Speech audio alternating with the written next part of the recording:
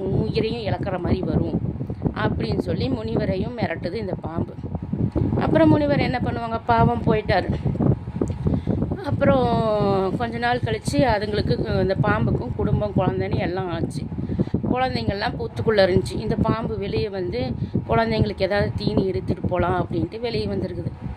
அந்த நேரம் அந்த பக்கமாக ஒரு கழுகு வந்திருக்குது. கழுகு வந்து பாம்பை கொத்திட்டு போயிடுச்சு.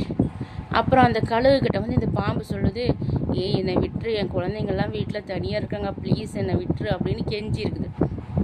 அதுக்கு வந்து அந்த கழுகு, என்னை விட நீ வலிமையாக இருந்தால் தப்பிச்சு போய்க்கோ அப்படின்னு சொல்லி கேட்டிருக்குது.